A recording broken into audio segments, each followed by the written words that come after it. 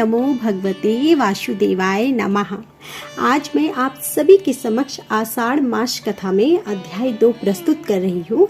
इससे प्रथम अध्याय चैनल पर अपलोड किए गए हैं। चैनल पर जाकर जरूर सुनें तथा अध्याय 2 को सुनने के लिए वीडियो को अंत तक देखें।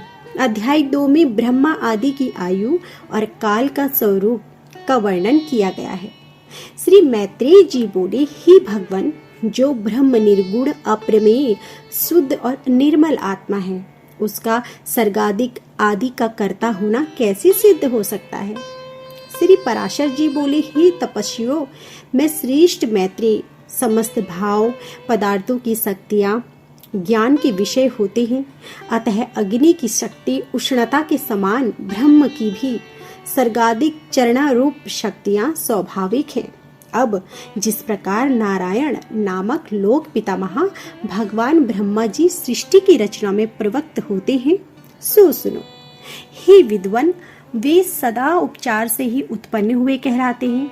उनके अपने परिमाण से उनकी आयु 100 वर्ष की कही जाती है। उस 100 वर्ष का नाम पर है, उसका आधा पराधार्थ कहलाता है। हे अनज्ञ, मैंने जो तुमसे विष्णु भगवान का काल स्वरूप कहा था, उसी के द्वारा उस ब्रह्मा की तथा जो भी इस पृथ्वी पर पर्वत, समुद्र आदि चराचर जीव हैं, उनकी आयु का परिमाण किया जाता है। हे मुनि श्रेष्ठ, 15 निमेष को काष्ठा कहते हैं। 30 काष्ठा की एक कला तथा 30 कला का एक मुहूर्त होता है। 30 मुहूर्त का एक मनुष्य का एक दिन रात कहा जाता है और उतने ही दिन रात का 2 पक्ष युक्त एक मास होता है। 6 महीनों का एक अयन और दक्षिणायन तथा उत्तरायण 2 अयन मिलकर 1 वर्ष होता है। दक्षिणायन देवताओं की रात्रि है और उत्तरायण दिन है। देवताओं के 12,000 वर्षों के सतयुग, त्रेता, द्वापर और कलयुग नामक 4 युग होते हैं। उनका अलग अलग परिमाण मैं तुम्हें सुनाता हूँ, ध्यान पूर्वक सुनो। हे पुरातत्व के जानने वाले, सतयुग आदि का परिमाण क्रम से 4, 3, 2 और 1000 दिव्य वर्ष बतलाते हैं। प्रत्येक युग के पूर्व उतनी ही 100 वर्ष की संध्या बताई जाती है और युग के पीछे उतने ही परिमाण वाले संध्यांश होते हैं। हे मुनि श्रेष्ठों, इन संध्यानों के बीच का जितना काल होता है, उसे ही सतयुग आदि नाम वाले युग जानना चाहिए। हे मुनि, सतयुग, त्रेता, द्वापर और कली ये मिलकर चतुर्युग कहलाते हैं। ऐसे 1000 चतुर्युग का ब्रह्म का एक दिन होता है। हे ब्रह्मन, ब्रह्मा के एक दिन में 14 मनु होते हैं। उनका कालकृत परिमाण सुनो। सप्तर्षि देवगण, इंद्र, मनु और मनु के पुत्र राजा लोग पूर्व कल्पना अनुसार एक ही काल में रचे जाते हैं और हाँ, एक ही काल में उनका संहार किया जाता है। हे उत्तम, 71 चतुर्युग से कुछ अधिक काल का एक मनवंतर होता है और यही मनु और देवता आदि का काल है। इस प्रकार दिव्य वर्ष गणना से एक मनवंतर में 8,52,000 वर्ष बताए गए हैं तथा हे महामुनि, मानवीय वर्ष गणना के अनुसार मनवंतर का परिमाण पूरे 30,67,20,000 वर्ष है। इससे अधिक नहीं है। इस काल का 14 गुना ब्रह्मा का दिन होता है। इसके अंतर्नैमित्य नाम वाला ब्रह्म प्रलय होता है। उस समय भूलोक, भूलोक और स्वर्गलोक तीनों जलने लगते हैं और महरलोक में रहने वाले सिद्धगण अति संतप्त होकर जनलोक को चले जाते हैं। इस प्रकार त्रिलोक की जलमय हो जाने पर जनलोकवासी योगियों द्वारा ध्यान किए जाते हुए नारायण रूप कमल योनि ब्रह्मा जी त्रिलोकी के ग्रास से तृप्त होकर दिन के बराबर ही परिमाण वाली उस रात्रि में शेष शया पर शयन करते हैं और उनकी बीच जाने पर पुनः संसार की सृष्टि करते हैं। इसी प्रकार पक्ष, मास आदि गणना से ब्रह्मा का 1 वर्ष और फिर 100 वर्ष होते हैं। ब्रह्मा के 100 वर्ष ही उस महात्मा ब्रह्मा की परम आयु है। हे अनज्ञ, उन ब्रह्मा जी का एक परादार्थ बीत चुका है। उसके अंत में पाद्य नाम से विख्यात महाकल्प हुआ था। हे द्विज, इस समय वर्तमान उनकी दूसरे पराधर्ध का यह वाराह नाम पहला कल्प कहा गया है। ब्रह्मा जी की उत्पत्ति, वाराह भगवान द्वारा पृथ्वी का उद्धार और ब्रह्मा जी की लोक रचना। श्री मैत्रेय जी बोले, हे महामुनि, कल्प के आदि में नारायण भगवान ब्रह्मा जी ने जिस प्रकार समस्त भूतों की रचना की वह आप वर्णन कीजिए। हे कारण वसुदेव जी भी मानो आई हुई जरा को छोड़कर फिर से नवयुवक हो गए।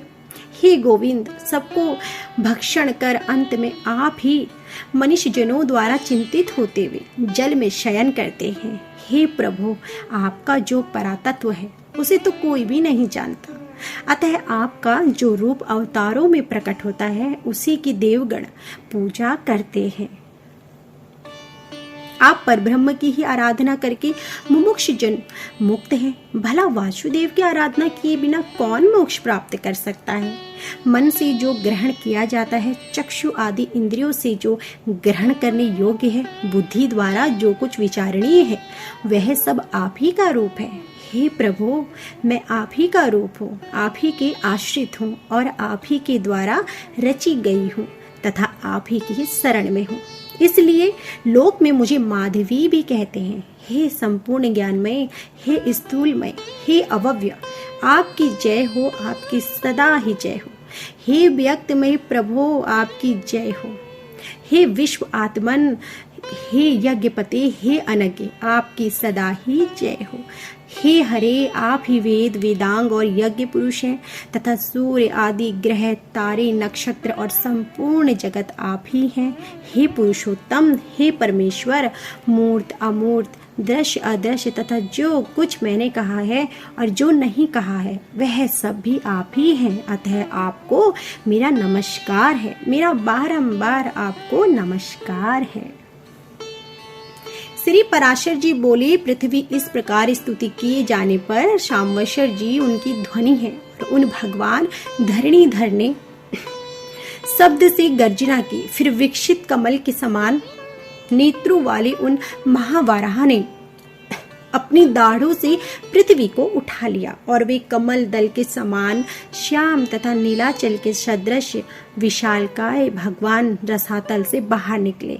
निकलते समय उनके मुख श्राप से उछलते हुए जल ने जन लोक में रहने वाले महातेजस्वी सनन आदि मुनीश्वरों को भिगो दिया। जल बड़ा शब्द करता हुआ उनके खुरों से विदीर्ण हुए रसातल में नीचे की ओर जाने लगा और जनलोक में रहने वाले सिद्धगण उनके श्वास वायु से विक्षिप्त होकर इधर उधर भागने लगे। जिनकी जल में भीगी हुई है वे महावाराह जिस प्रकार वेदमय शरीर को कपाते हुए पृथ्वी को लेकर बाहर निकले, उस समय उनके रोमावली में स्थित मुनिजन स्तुति करने लगे।